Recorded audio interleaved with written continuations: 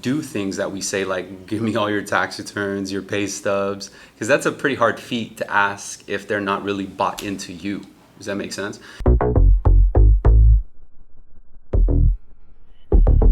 I would say that the biggest piece of advice that I can give you guys from where you're at right now is don't overthink it. Like really have fun doing it. And I think because there will be a time where you guys be so in deep with like a huge pipeline and constant fires to put out as just part of the game, you know?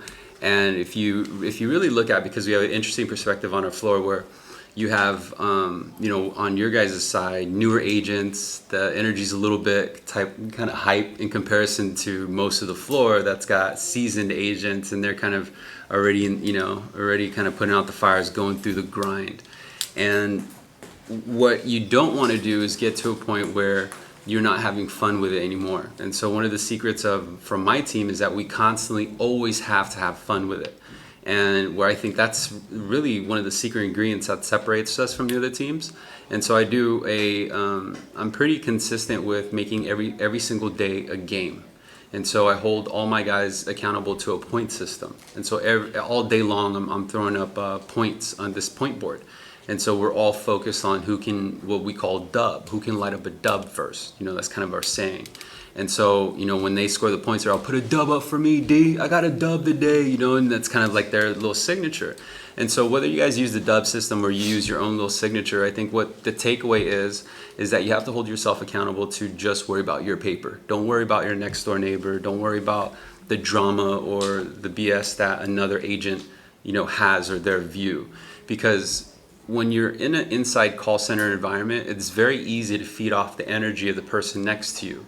So even if they're your best friend, like this is a person you go smoke cigarettes with, or you don't smoke cigarettes, but you guys, you know, it's one of your closest companions.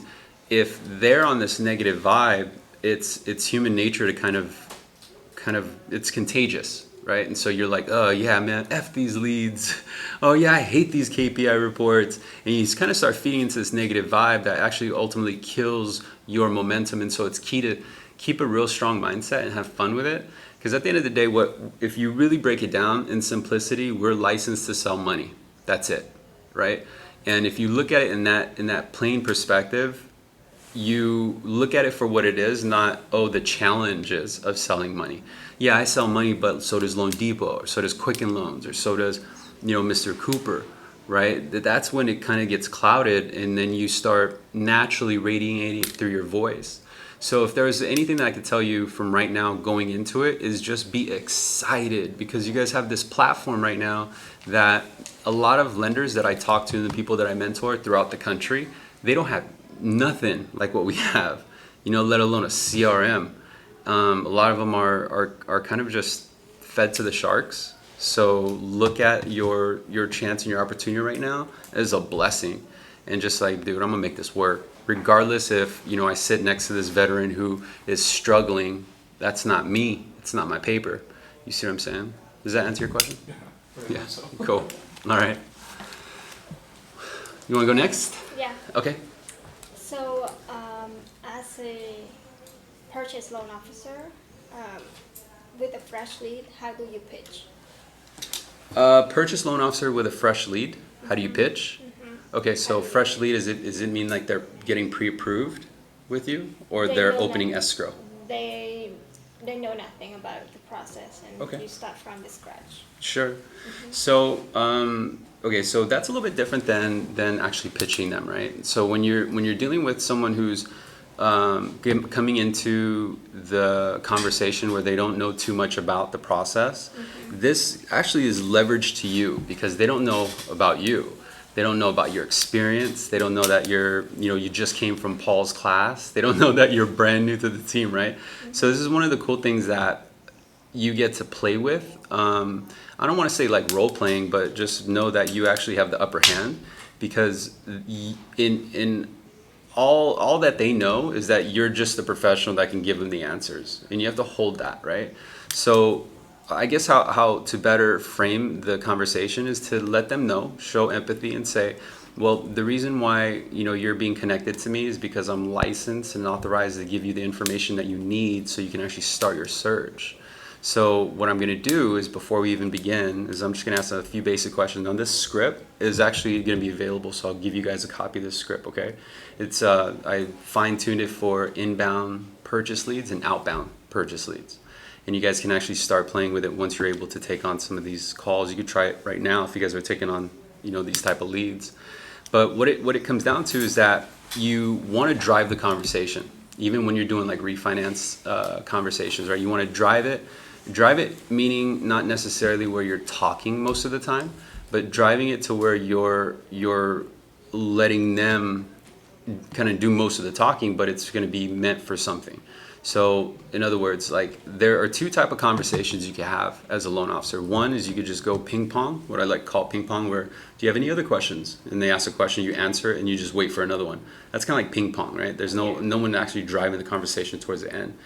But if you can drive it to the end and almost reverse engineer. So the very first conversation, the end goal is to ultimately get their social security number and say, okay, I'm gonna start doing the research for you, right? So then you kind of work backwards from there and say, okay, well, if I need to position myself properly in order to ask for that social and prepare them for documentation, I need to kind of deliver some information that they're going to be excited to learn about. Does that make sense? And so now we need to think, okay, well, how can we get them excited to learn about it? Well, we can get them excited to learn about it or do things that we say, like, give me all your tax returns, your pay stubs, because that's a pretty hard feat to ask if they're not really bought into you. Does that make sense? Mm-hmm. And so then you figure, okay, well, in order to put them in that mind state, I have to take a step back and say, okay, well, I need to differentiate myself from everyone else. Does that make sense? Yeah. And so how do I differentiate myself from someone else? And then there's two options to go about it. Number one is I can tap dance and say, I work for a multi-billion-dollar company. We've been around for 13 years. And I think that's just too much of a sale. What these people want is more personalization, to be more personable. You don't want to sound like a robot. You don't want to sound like a kind of a telemarketer, because you're going to trigger a response from them. Their inner dialogue is going to say, oh, this is just a company. Right? And in other words, you're going to trigger the thought that they can speak to any other company, but you want them to talk to you and feel like, oh, I can only go to you. Does that make sense? So you're going to see that some of the literature or word play that is on that inbound and outbound script, all it is really attacking. I don't want to say attacking, because that's kind of a rude way to anchor it, but you're kind of exposing some of the fears that they already have. And so if you take a step back and you are empathetic about it and say, well, what if I was in this position? Like, let's just call him Jim. So if I was in Jim's position, and I don't know who here has ever bought a house, or, if you guys, before your NMLS, if you even knew the process of buying a house, but imagine what it was like to be in Jim's shoes. So Jim doesn't know what questions to ask. Jim could be the defensive type, where he wants to, play the role where he doesn't seem stupid, or he doesn't want to ask the ignorant questions. And so we want to be able to consult him and say, hey, Jim, you know what, before I begin, let me go ahead and just ask a few basic questions first so we can find out how much you can truly qualify for. What we do here at New American Funding is we actually issue pre-approved loans, which are a little bit different than pre-qualifications, because it's much safer, and it lets you know that whatever houses you are looking at with your realtor are actually worth your time. This is something that you can actually make a move on should you feel an emotional investment, and this is a house that you'd like to pursue. Does that make sense? So you're not necessarily pitching it.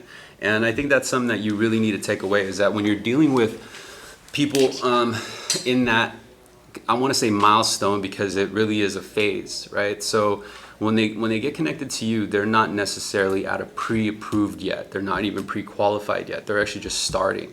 Regardless if they started elsewhere, to you, they're just starting the process. And so I guess where you want to kind of track them is saying, okay, in order to get to the next step, which is to have a pre-approval or pre-qualification letter, I need to make sure you can even move that far. And if you can adopt that kind of philosophy with your conversation, you're going to make them comply naturally.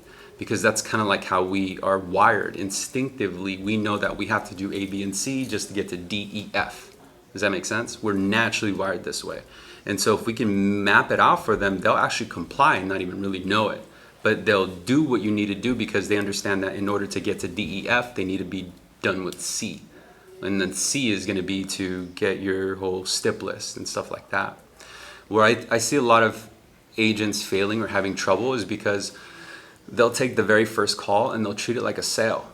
Like they're asking questions like, how much do you want to get pre-approved for? This is something that we need to inform them.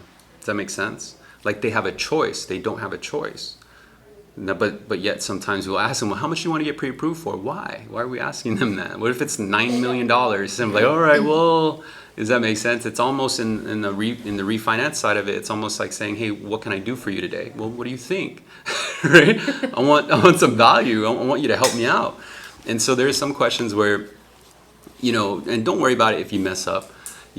Have fun, because you want to fail fast and you want to fail often in order to really learn your craft, right? Mm-hmm. So even if you mess up, don't think that everyone's going to catch you. You know what I mean? I would say that's probably one of the things that holds us back from being kind of better than